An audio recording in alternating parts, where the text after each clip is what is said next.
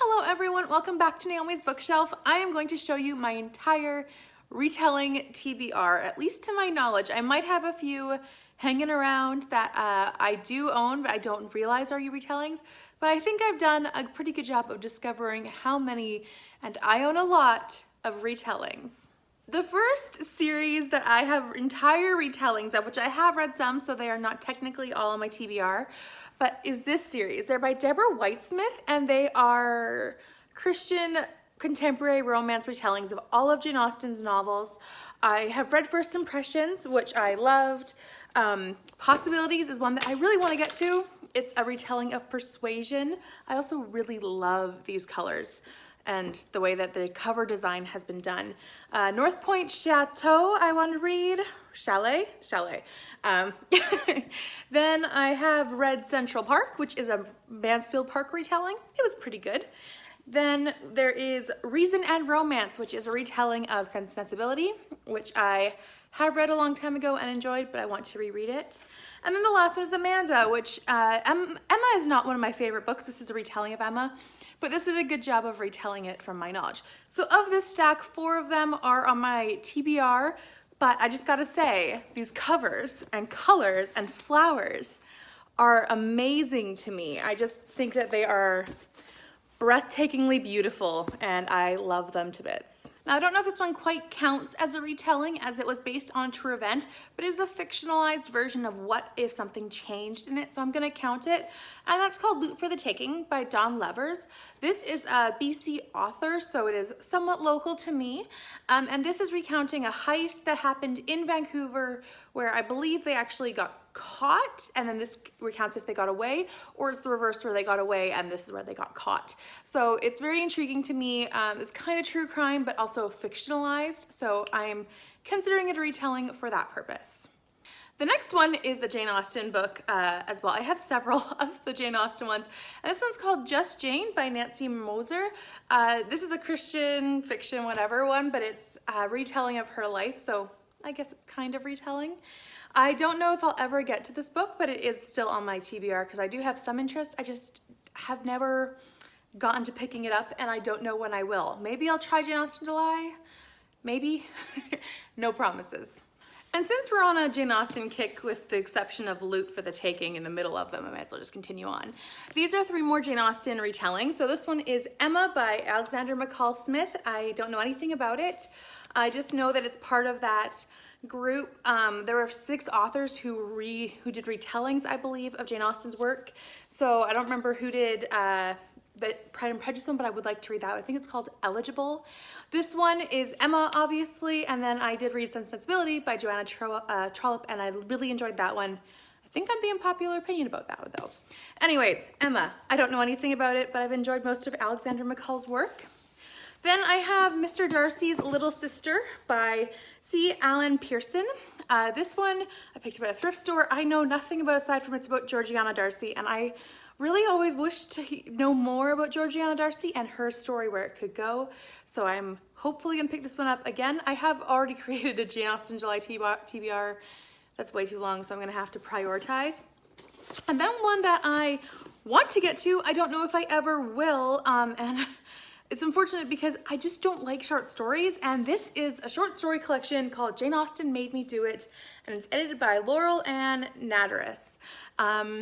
So I don't know anything aside from it's like short stories about Jane Austen and a collection like that, but I don't like short stories, and so this is scary, but I also do want to read it as it is about Jane Austen, and hopefully that would push me over my short story fear.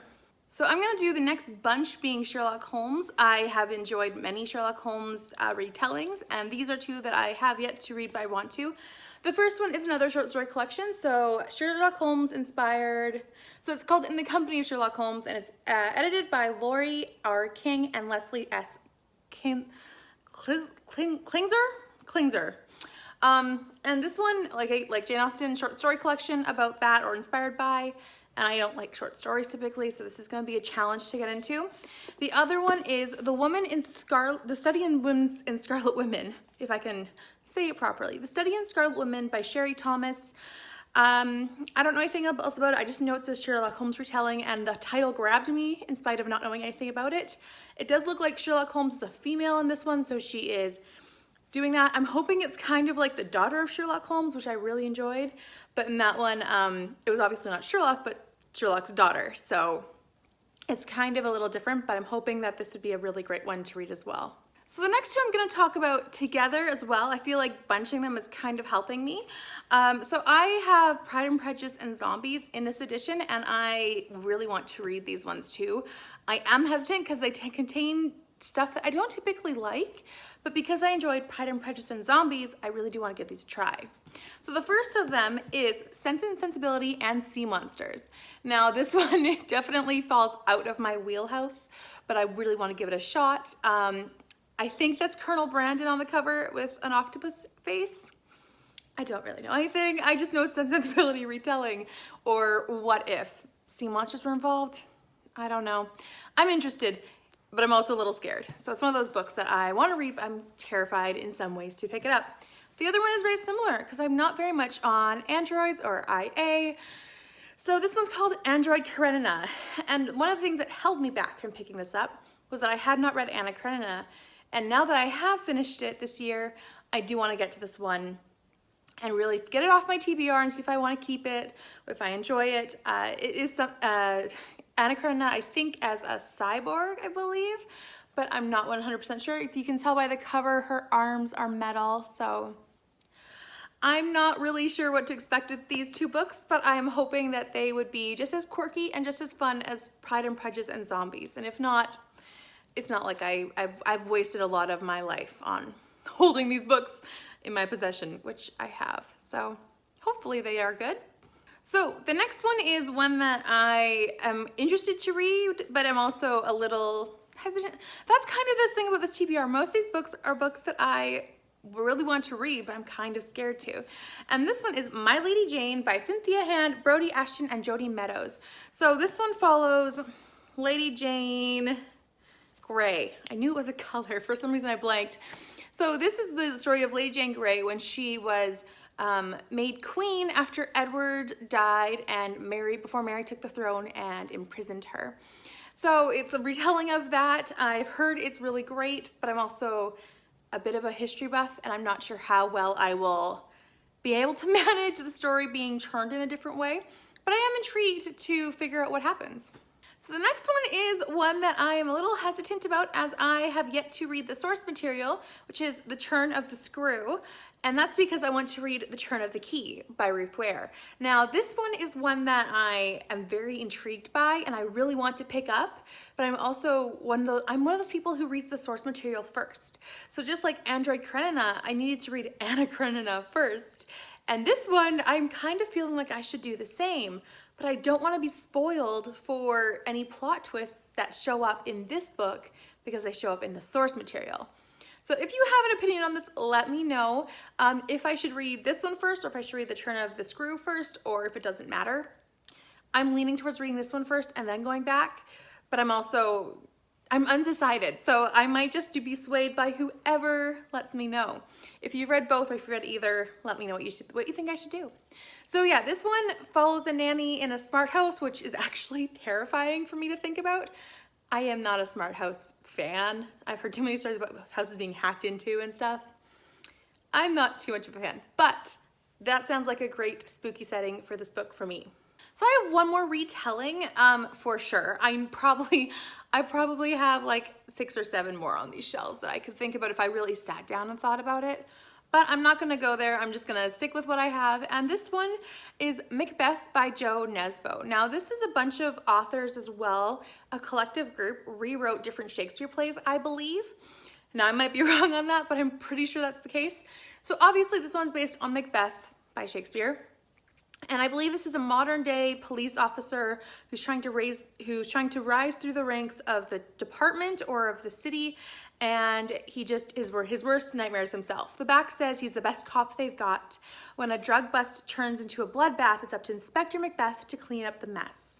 He's rewarded for his success. Power, money, and respect, they are all within reach. But a man like him won't get to the top An ex-drug addict with a troubled past, Macbeth is soon plagued by hallucinations and paranoia. He's convinced he won't get what is rightfully his unless he kills for it. So I am enthralled by this. I read The Snowman by Joe Nesbo and loved it. So gritty, but so good.